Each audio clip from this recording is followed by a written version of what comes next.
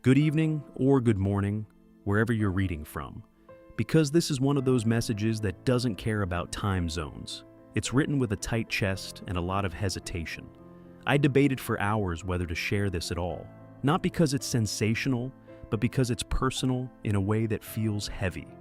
After watching Savannah's second public statement, the one delivered with extraordinary calm and carefully chosen words, something clicked for me. What we're witnessing isn't just a public figure navigating a family crisis. It's a human being operating from deeply ingrained emotional training. This isn't rumor or internet speculation. It's a reframing of how to understand her composure, her restraint, and her resolve. What follows isn't meant to dramatize events or assign blame. It's meant to add missing humanity to a narrative that has become too focused on appearances rather than inner cost. The quiet bond. Behind the cameras, people often forget how close long-running broadcast teams become behind the scenes. When you share pre-dawn hours, high-pressure moments, and years of personal milestones, co-workers turn into something closer to family. Savannah didn't just grow into her role on television professionally, she grew up there emotionally. Those who've worked alongside her for years have seen her endure personal losses, career challenges, and public scrutiny with the same steady demeanor.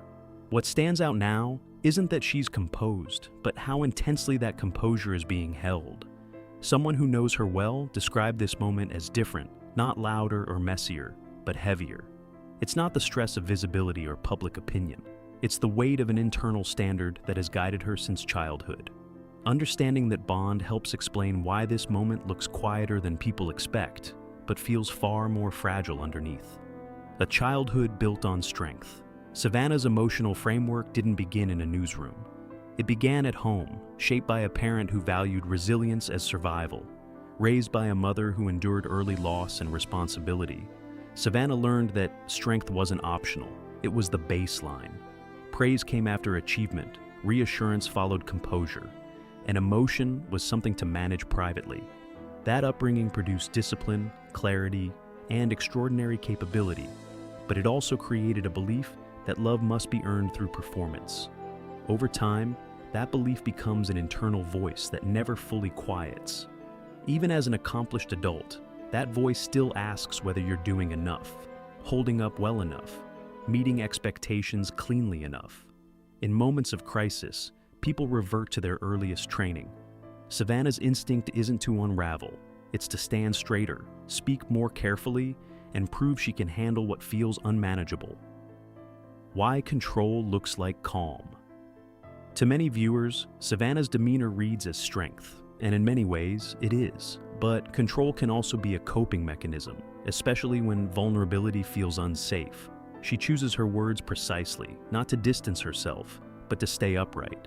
Emotion is present, but tightly contained, because losing control has never been framed as an option. This isn't emotional coldness or lack of care. It's the opposite. It's devotion expressed through discipline. When she speaks with steadiness, she's not suppressing fear, she's organizing it. For someone raised to believe that falling apart equals failure, composure becomes a form of protection. The danger is that prolonged restraint comes at a cost. Fear doesn't disappear when it's managed, it accumulates. And the longer it's held in, the heavier it becomes. That's the tension people are sensing, even if they can't name it. The unfinished search for approval. One of the hardest truths about adulthood is realizing that childhood patterns don't expire on their own. Even at the highest levels of success, many people are still chasing approval they never quite received. For Savannah, that approval has always been tied to strength, to being capable, unflinching, dependable. In moments like this, the instinct isn't just to cope, but to prove worthiness, not to the public, but to an internalized standard that's decades old. The fear isn't only about loss, it's about the belief that if you can't fix the unfixable, you've failed at the one thing you were taught mattered most. That kind of pressure doesn't show up as tears, it shows up as relentless self-control. And while the world applauds that discipline, it rarely sees how isolating it can be, to feel that your value depends on never breaking. Strength that carries a price. There's a version of strength that protects you, and another that exhausts you. Savannah's ability to perform under pressure has served her well, but no one can live indefinitely without release. People raised to prioritize composure often struggle to ask for help because needing help feels like weakness. In crises, that belief becomes dangerous. You carry everything yourself, convinced that letting others see your fear will somehow make things worse. What's missing in public discussions is compassion for that internal battle. The expectation that grief should look a certain way ignores how differently people are wired to survive.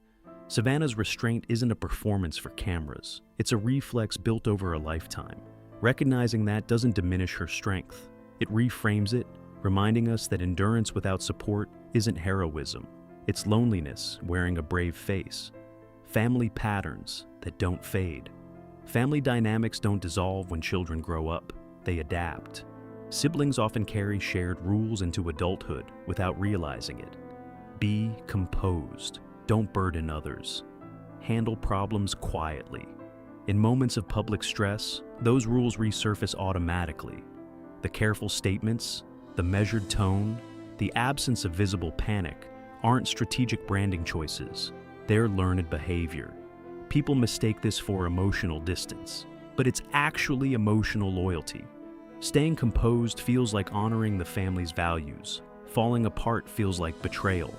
That internal conflict explains why the family appears controlled, even under unimaginable strain. It's not because they aren't hurting. It's because they were raised to believe that pain should be managed, not displayed. Understanding that helps shift the narrative from judgment to empathy, and from speculation to respect for how deeply ingrained survival habits can be.